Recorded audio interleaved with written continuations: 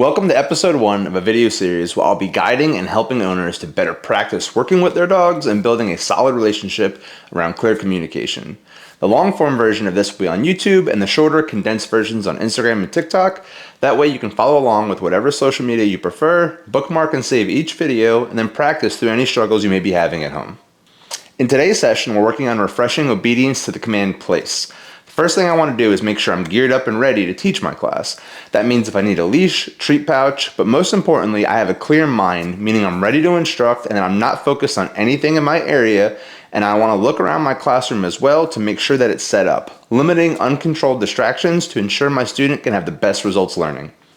Now back in school, I had a teacher that would tell a joke at the beginning of each class. Everybody loved it, we all laughed, and we all got engaged on what the teacher would say next. He got us paying attention that way.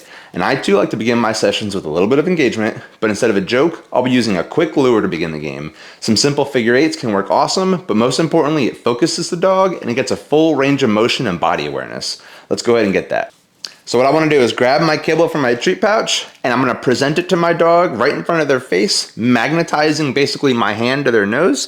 And I'm going to guide them in a figure eight pattern, like I said, moving their body around. So I'm going to take her out. She's going to offer a little paw. This is good because, there we go. Now she's moving around. I'm going to start giving her a few pieces. Her body's moving. Couple circles, couple figure eights. Awesome. So she's following the lure and she's ready. Now that I have my dog's attention, I can break down the command of place into every stage of learning.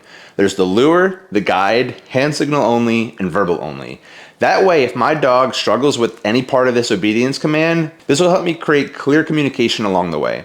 So let's dive quick into what that means. In order to break training plateaus, we must phase out those training steps. In order to do that, we begin at the end. So when we have lure, guide, hand signal, and verbal only, the first thing I want to do is give that verbal command. Then comes my hand signal, which blends into the guide, which blends into the lure. This will allow me to phase out each one of those over time, and we can classically condition the dog to the verbal only with ease and perfection. So getting all the way to the lure, you're going to see the command, the hand signal, the guide, and the lure, and we're just going to backtrack each time with that. So I'm going to say place, hand signal, guiding, luring. She follows my hand the whole way, and then she got it, right? Now I want to pull back that lure and just end with the guide. So what's going to happen is I'm going to have a little bit more of a distance. Dixie, free. So from here, instead of luring her all the way to it, I'm just going to guide her. I'm going to say place. Good.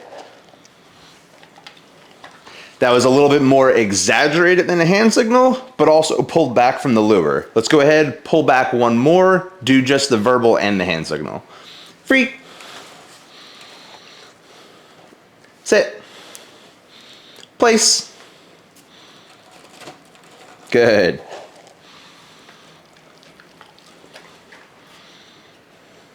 Dixie, free. Good girl. Now I want to do just the verbal command. Dixie. Place. Good girl. Throw her a party. Big jackpot. Good girl.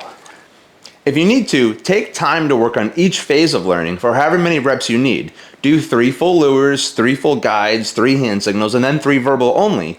That way you can build up that bond and get your dog some breakfast or dinner time in, incorporating their kibble as that reward, which I highly recommend. If you're struggling at home, this quick 3-minute drill will help you and your dog build the relationship up, I guarantee it.